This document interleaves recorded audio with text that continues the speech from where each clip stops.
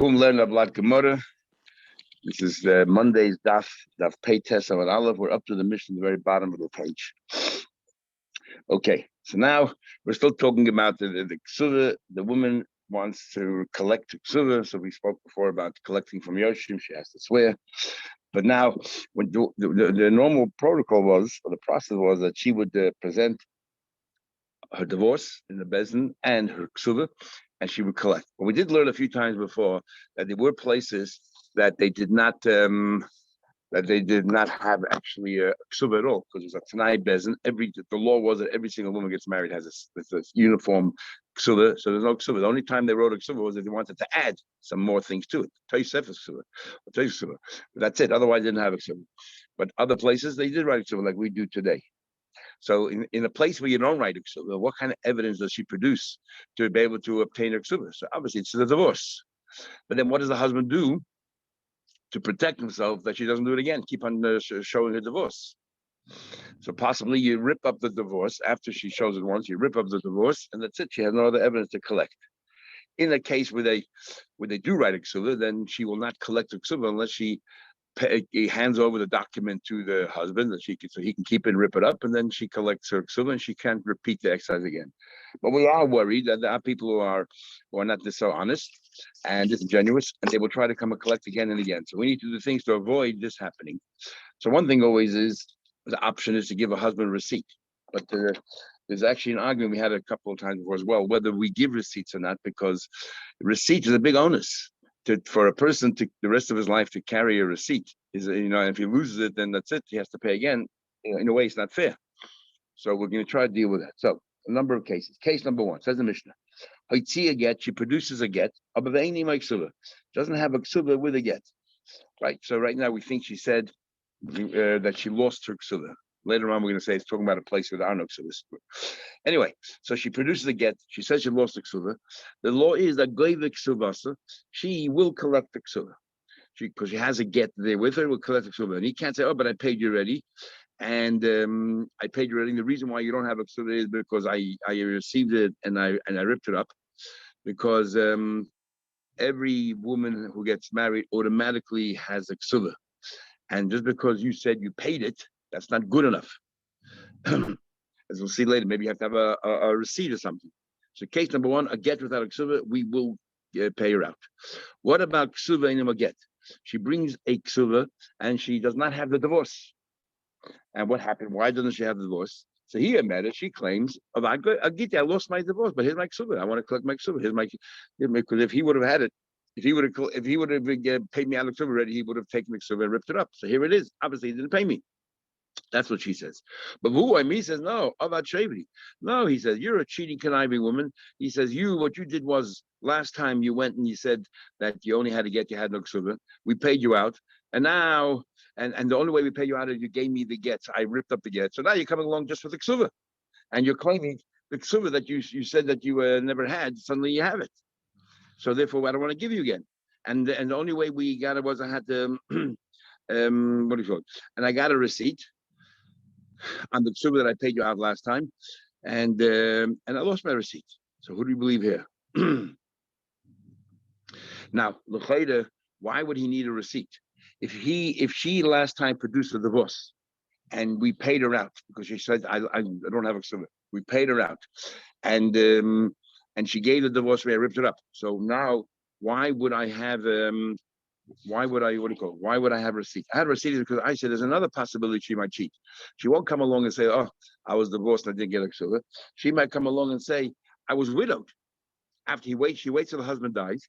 And then she says, no, we're never divorced, but I'm a widow. Look, my husband is dead. I can bring witnesses the husband is dead. I want to collect again.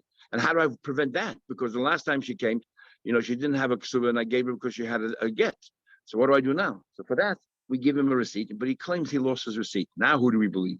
She says she lost her get, and he says that's not what happened at all. You gave me the get, I ripped it up to give you the Kesuvos, and I got a receipt because in case you cheat me again and you say you're a widow, who do we believe?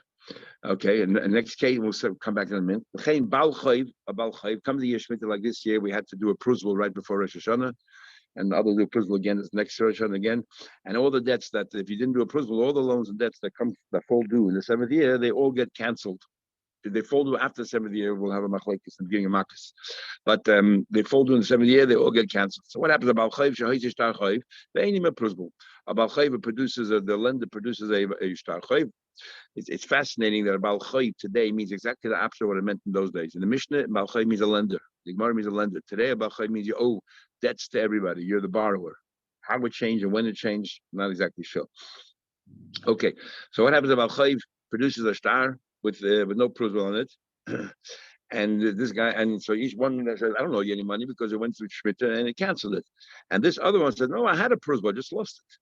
So and the privilege prevents the shmita from canceling it. What happens then? Had from both these cases you don't pay. Why? Because you want money from this person, and we say that maybe he did pay, or maybe there was a maybe in this one here maybe there was no prusbul and therefore why should pay? Maybe the wife maybe he already paid her the ksub.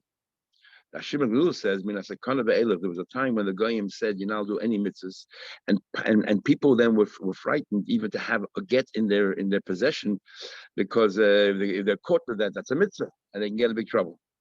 And so he said, from the time it's a cut onwards, Isha Goyvik Savasas beget. That a woman doesn't have a get, she still she collects her ksuvah. She has to bring witnesses that divorces, we'll see, but we don't need a get anymore because nobody kept the get for the obvious reasons. And the same thing is about chayv. Chayv shaleva prusel. Prusel was a religious document; it wasn't a commercial document, so they were caught with it.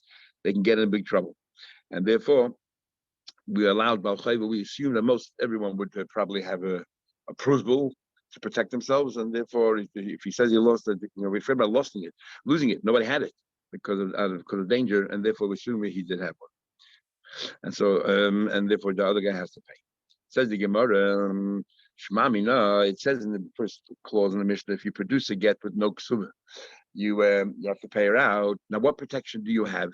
If she says she lost a ksuvah, tomorrow she'll produce a ksuvah in some other bezin and you'll lose. So it must be, there's only one conclusion. You have to write a receipt. It's a proof from here that we write a receipt, and that it's a responsibility of the husband to maintain that receipt and not lose it, because otherwise he might have to pay again.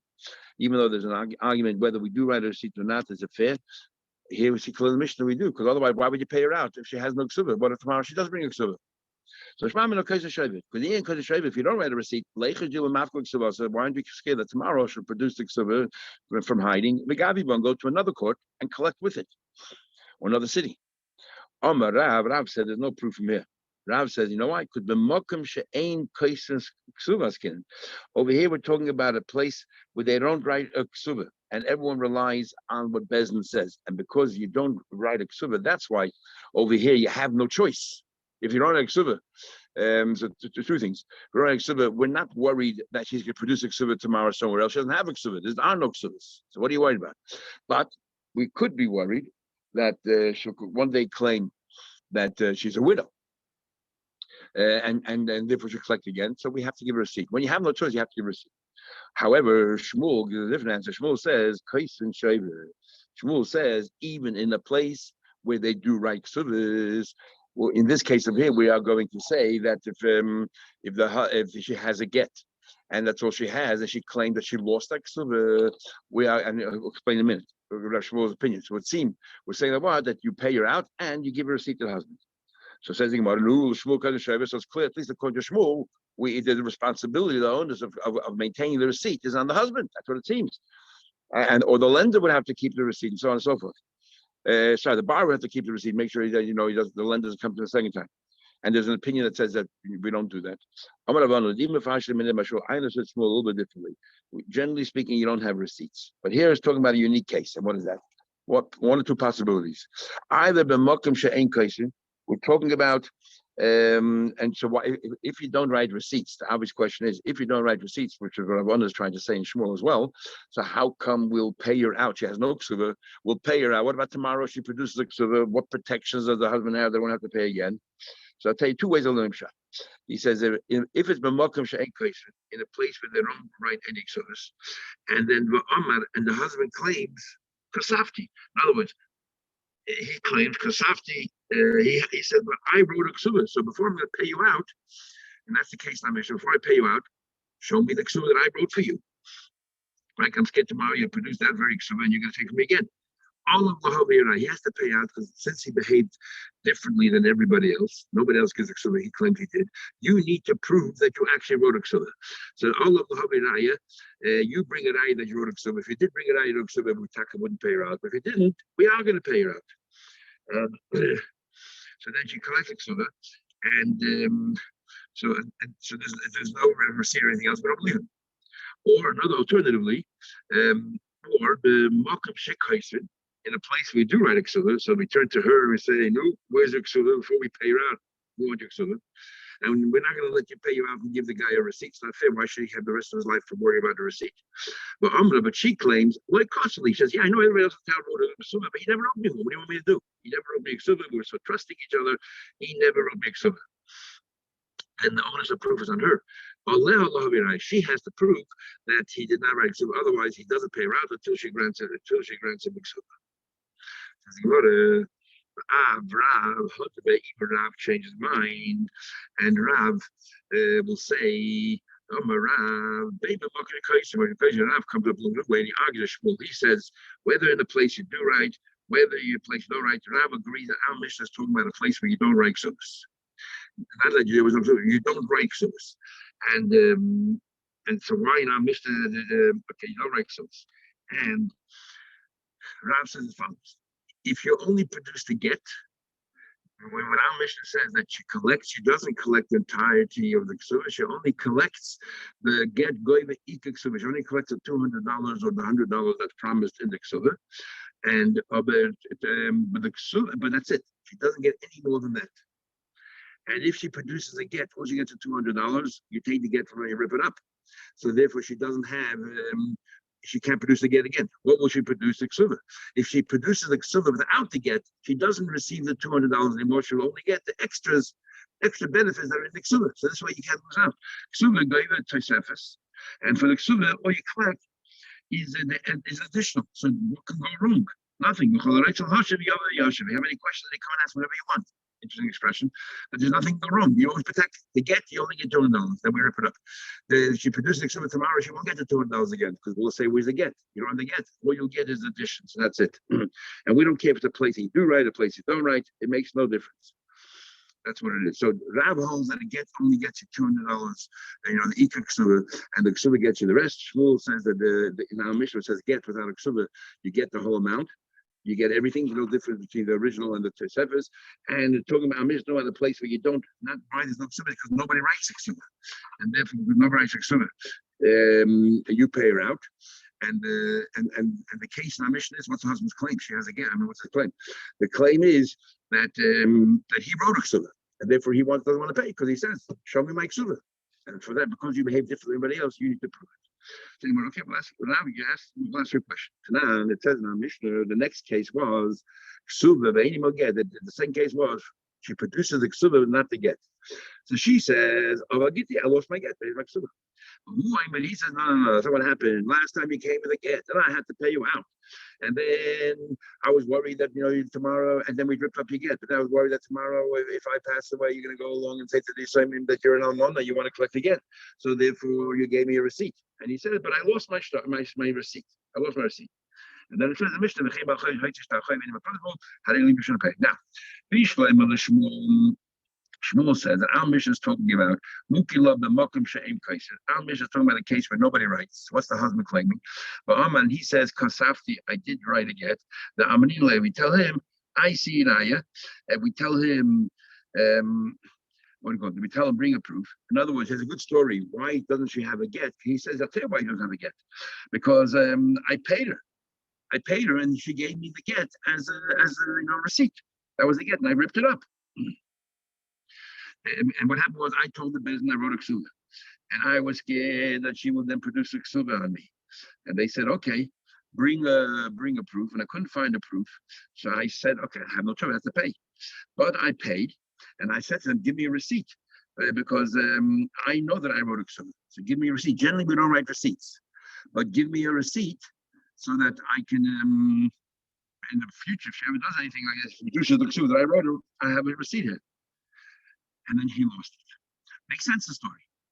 Maybe I might say that if he doesn't approve, I mean, let me say something. What happened was I didn't approve, I had to pay, and then the rest of the story. The Rav says that a ksuba on its own only gets you the extra. The hidi like gavia, the ksuba on your own is only the extra. But then you take your wise, the mission say she doesn't collect extra. Why not? There's a get and there's a ksuba. She doesn't have the get. Okay, so she doesn't get the $200. We're going to assume that she already received it and the get was ripped up. But you should get the addition. According to Rav, the ksuba only entitles you to the Tosefes, to the addition. So why is the Mishnah say, "Lo Yifru"? You shouldn't pay them at all. I'm going to say, you know what I was saying? But talking about here. He said he's talking about a ksuba without a divorce, and there are no witnesses whatsoever that she was ever divorced, and therefore, so the husband now is entirely believed. And why is that? Ksuba without a get the title to the addition, but here we're talking about a case where there were no witnesses that she was ever divorced. So the husband could even if he denied, we were never divorced. Just because we're separated, we were never divorced, and therefore you're not entitled to anything. And remember, we can't force the husband to divorce her. So Miga the Yochel Member like Ashtia, since he could have said, "I never divorced you," is Yochel Member get Ashtia, "I did divorce you." And the Nasati looks of us. You can also say, "I divorced you and I paid you out entirely." That's why in this case, the Rav says generally a ksuba alone gets you the addition, but in this case here, because she has no divorce, and because we have no witnesses that she was divorced, and the husband as a Miga could have lied, said, "I never divorced you." So now that he says we divorced and I paid you out, we believe him entirely. And she doesn't even get the addition. So how can it be? I'm going to say for the next part of the Mishnah says after the period when there was a sakana that danger to have any religious articles or divorce was a religious article, as Isha Goivik Savazish as she was able to collect this without a get at all. And so if a woman doesn't have a divorce, how does she collect the ksuba? Okay, sakana, how does she collect ksuba? Obviously, she had to bring witnesses that she was divorced. So if Shimon Gamliel is talking about the witnesses that she was divorced, and the rest of the Mishnah is talking about something else, so they're not even talking about the same situation.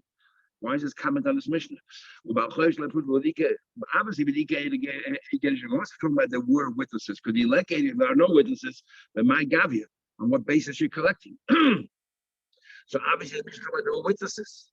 So how does Rav learn the witnesses that she was divorced? She has no divorce, and she comes only with the ksuba. The Mishnah says she gets nothing, but according to Rav, she should get all additions.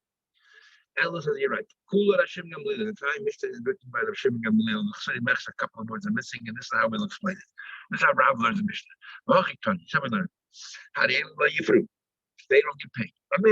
When is it when a woman produces a ksuba without a get, she doesn't get paid? There were no witnesses that she was divorced. So the husband has a meaning, could have said we never were divorced, so therefore if he says we were divorced, but I paid you out, we believe him. These are the words that are missing. What happened to more witnesses? There were witnesses that they was divorced. She collects everything. If she produces the get, fine, she can collect everything. If she doesn't produce the get, she doesn't get anything. From Sakana onwards, after even she doesn't produce the divorce, Gavia she'll collect. Even without divorce, she will collect. And why is that? In other words, if she produced the get and the ksuba, she gets everything. But Rashbag said there's a time that if she doesn't produce the get, she gets nothing. There's a time that even though she doesn't produce the get, she will still get. Mr. Kona be'elef, Kona onwards, Isha Goyevich Savasa Shaloi beget. She doesn't need a get because no woman kept the get. And the also collects that a person because it's a religious document, and therefore we trust, we assume that the husband, the lender definitely did whatever they need to take. Says the Gemara.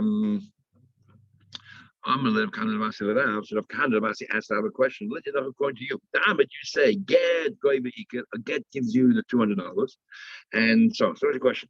Almona min halasuya, a widow after she's married, she doesn't have a divorce. How does she collect the ksuba? And my God, you're saying that if she produces only a ksuba, all she gets is a dish. And nothing else. So a widow who doesn't have a divorce, how in the world is she going to collect the essence of her get? But my Gavia, so the Gemara, all she has to do is be if she brings witnesses that her husband died, obviously there's no get. So we will pay her all out, we'll pay her out everything in the Ksuma. Says the Gemara, how does that help? The Lech is why are we worried if we're worried about dishonesty? Why are you worried? Maybe she was divorced. Umafka legita, and she therefore produced to get, and our Mishnah said if you produce to get without a Ksuma, you collect. And according to you, Rav, you get the full $200. The Gavia Bay, and she already collected, and now she's coming forward with a story that she's a widow. Yeah, she isn't. She already used the get. They ripped it up. That's why she doesn't have a get anymore. And now she's coming and saying, "I'm a widow." Says the mother, "You're right." But we're talking about Yeshav. We know that she lived with her husband, so we don't believe her that there was a divorce. Says the mother, maybe the husband divorced her right before he died. So what if he did that? Even if he did that, he wasn't clever. If he gave her the divorce right before he died, so she can go to one bed and collect the ksubah with the divorce, at least according to the $200, and then she will come now and collect the ksubah. And she was living with her husband all the time, so we'll assume that she's a widow. Says the Gemara. Okay, what about Almana and my Gabi? What about a widow? They were only engaged, so you can't prove that they were not living together at all. She was only a fiance. So my Gabi, how can she collect the Edemis again? We prove that he died, and then he can collect the taik, so the essential contents plus the addition. I girsha. Why aren't we worried that maybe he divorced her during the engagement? Umafka Gitin, she already went to Bezin, produced the get, she received her essential money, and now she's coming with the Ksuvah to collect the extra and collect it all over again. The Gavia, you're right.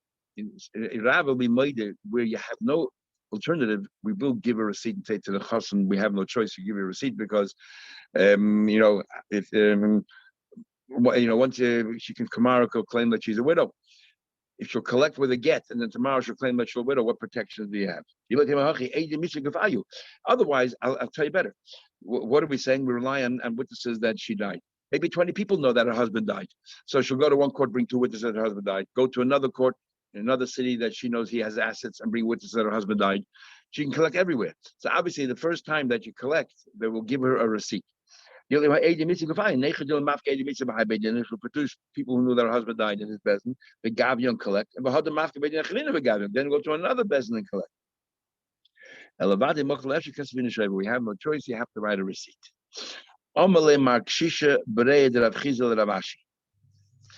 Bit difficult to understand how Rav Chizda's son spoke to Rav Ashi, unless this is a different Rav Ashi.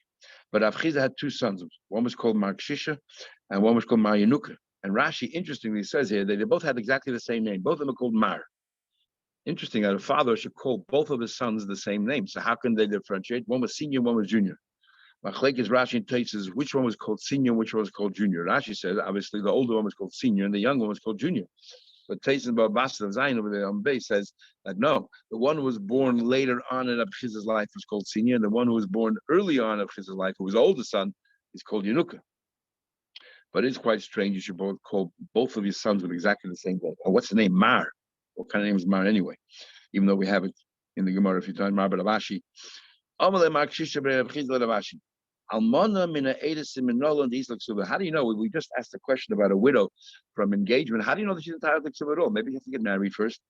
If you can tell me from the following Mishnah where it says, this Armel and his Gasha, if she became a widow, she became divorced, whether from engagement, whether marriage, she collects everything. So we see clearly from here that a woman is entitled to Ksubah. What's the proof? Dilma, perhaps here is different. We're talking about if you wrote a ksubah, don't talk about it. You wrote a ksubah. Talking about if there's no ksubah, and the only reason why you have to pay here is because bezin compels you. It's a t'nai bezin. How do we know that bezin is a t'nai bezin even on women who are merely engaged? You can bring a proof of this Mishnah here, where it says that almana from an Eresin collects everything. Dilma the kasala. Maybe it's a case where he actually wrote a ksubah. But we're talking about where there's no written ksubah, just because that's the law of the land, that's the law of the bezin. What happens then? If you can tell me, if you can tell me if he actually wrote her, what do you in the mission tell me that he has to pay her out? Of course he does. He wrote a ksubah. No, La Fuka Rozazaya. I remember you learned that Rozazaya said before that he said that she's not entitled to Ksuba because he only wrote it. He wrote a Ksuba, no special all these extra things because he wanted to marry her and he thought end up marrying her. But if he didn't end up marrying her, he doesn't want to give it to her. They can now approve. Tony says, she collects everything. What do you mean everything? She collects the essential and she collects addition. If he wrote her, if he wrote it, that's why she's entitled to everything, including the additions. If he didn't write her, my grave is a curl. What else is there? If he didn't write her anything, it's only where the Bezin puts in the place. Bezin doesn't put any additions in. Bezin only puts in the law, which is 100, 200, depending who she is. Almana or not almana. In Manavasayim with Isla. So obviously talking about a case where he wrote it. And the Chiddush is that even though Rabbi Elazar Zayah says only if you got married, we say that even if you didn't get married. Well, I'll bring a proof from another place. What he said, if your wife that you're merely engaged to, and then she dies, and you don't have the laws of aninus, that they're not allowed to eat meat and drink wine until she gets buried. If he's a kohen, he is not metame to her. And what do you call it? And even if you're Yisrael, Rashi holds that even Yisrael has a mitzvah to go to the Levaya of these seven. The Kohen has the idea that even he's Tameh, doesn't matter. But Yisrael has the same mitzvah, says Rashi. But to her, you don't have to metame because it's not yet your wife. She has no mitzvah to be an for him or to metame to him because they're not yet really married. Mesa, if she died, ain't no Yosha. If she died, he does not inherit her. Because when it says when the limit form of Yerusha Zabal from the third of Banam, but the word is She'eiroi. She'eiroi means your wife, and it's definitely not your wife yet. Mesu, but if he dies, Goivik Suvasa, she's entitled to accept Iksuva. So it seems to me clearly that the Tanai Bezin kicks in even if she's just engaged. Says, well, again, no, deal with the Kosula. Maybe it's talking about a case where he wrote her Ksuba, then of course she's entitled to it. If you can tell me he Kosel, if he wrote her, my member, what's the Chiddush? If he wrote her, then obviously if he dies, she's entitled to it, even though they're only engaged. The Chiddush, you're right, that's not part of the Chiddush. That was just brought by the way. The main Chiddush here is that if she dies, ain't no Yer, she eats Ksuba. That's the main Chiddush. If he dies, she collects Ksuba, but if she dies, he gets nothing from her. And that's a Chiddush.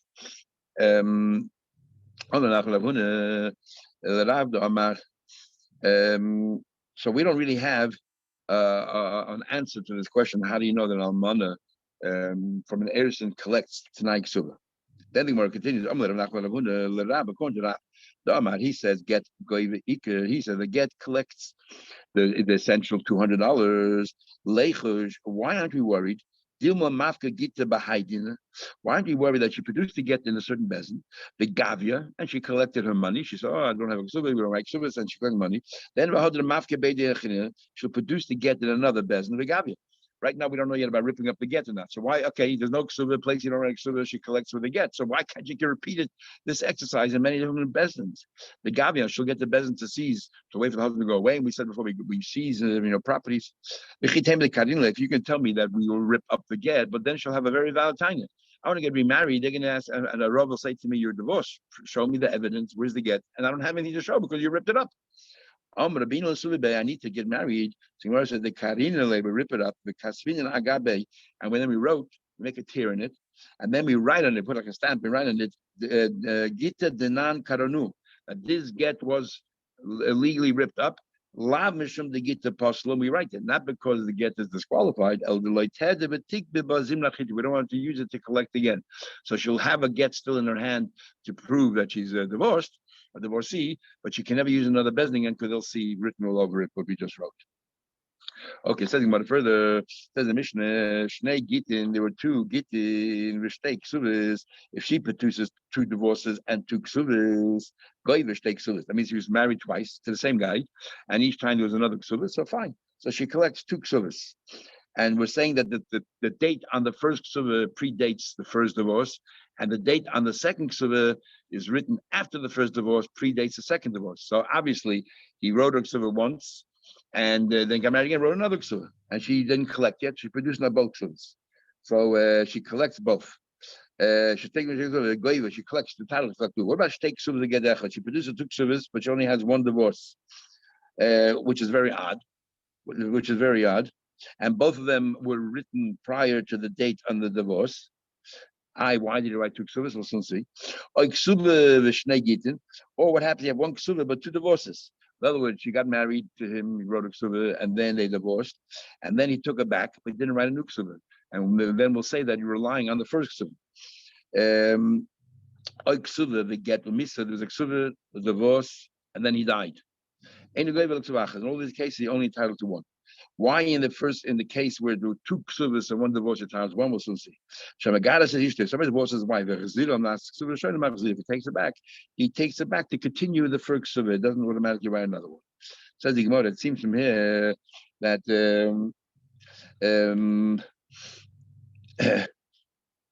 it says here that if you have two ksuvas and one, it's like two ksuvas and one divorce, or it says that you have basically one ksuva. So he wrote a ksuva, then he wrote a later ksuva. Now the question is, ksuva entitles the woman, and the husband has no access to go to the buyers and collect from them. The date on the ksuva is very important because anybody you purchase any assets prior to that date, you cannot collect from. Now we have a rule that if you have two starters saying the same thing, we're going to assume that the second star supersedes the first one, and the date that we need to use for her to be able, or a lender to be able to collect from these assets is from the second star.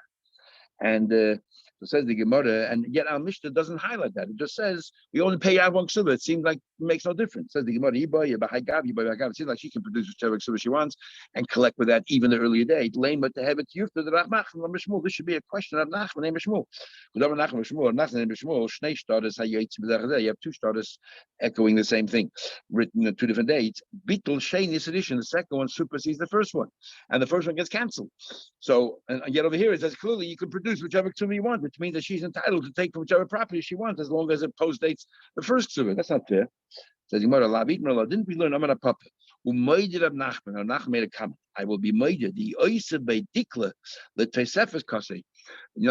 We ask ourselves, why did you write a second star? Obviously to cancel the first and start from the second, right? But if to extinguish the first one, but if you wrote a second star and you add, let's say, another palm tree to it, you added something else, you're not actually canceling the first star. You're giving the person a choice. You have two contracts now. It's your choice.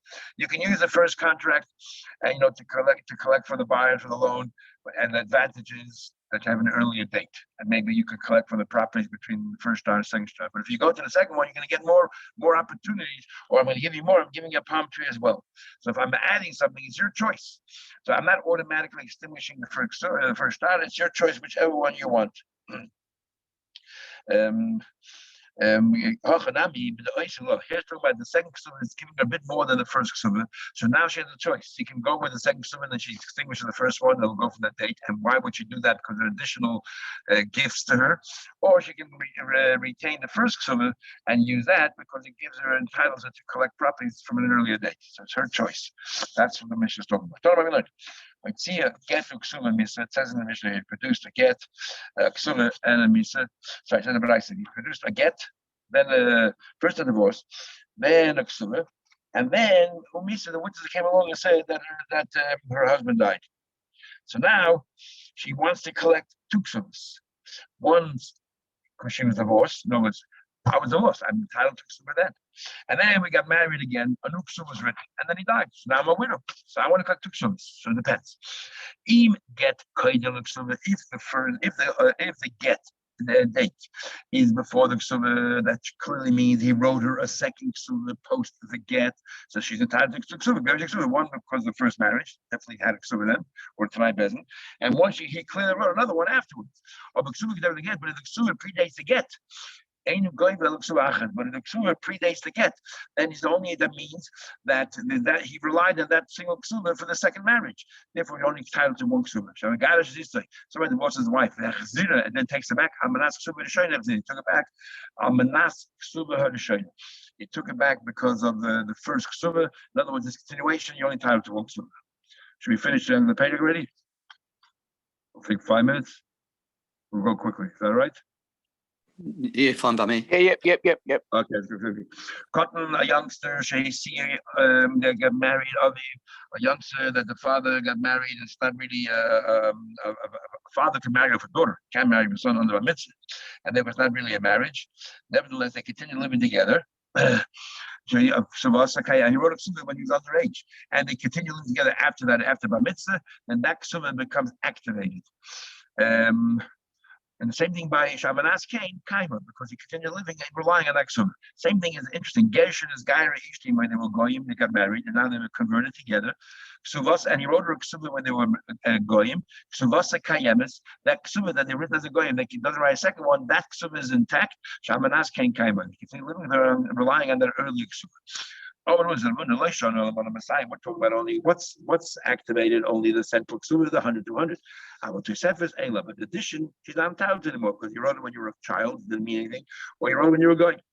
But before Shem asked, also there's this laws that didn't want to say mitzvah. They write a contract that you'll do something, you have to abide by it. If for whatever reason it doesn't continue in the this opinion is Tosefes does not go into the ksuvah as a yid. But Avihu said, even Tosefes is entitled to. Makes a lot of question. It says, Chichu, let's say a child after he became a mitzvah, the guy after he became a ger, Chichu, they added anything to the ksuvah. They tell us Masha Chichu. It says in the Brisa that she's entitled to keep whatever additions they put in after the bar mitzvah or after they became Jewish. Sounds like Chichu in, only they added more things. But Chichu didn't add anything, no. No, it means that even if it doesn't mean exclusively what they added, it means also any additions you added to the ksuvah is also included. It doesn't say that. It says chichu and it tells masha chichu. Well, it says clearly if they added things. Another it says in the Brisa, if they added things, she's entitled to collect whatever the dishes are. After it became Jewish, after bar mitzvah, they added things, they're entitled to it. Didn't add anything. Psula gave Messiah on mana. It's clearly that otherwise you're entitled to collect just the essence of the ksuvah that was written while you were a goy or written while you were in the mitzvah. To you, the question of who they said that also all the additional add-ons are also she's entitled to. It's like, well, you're right. Yehuda made a mistake. Now, Yehuda Masdisen he looked at the Mishnah and the Mishnah misled him.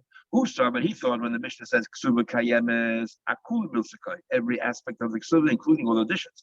The lay was not so. Ikar ksuba kai. It's only talking about the ikar of the ksuba, not on all the additions. Only on the $200. Hadna loch hakaisav leishtay. We're up to now the 10th page of ksubas.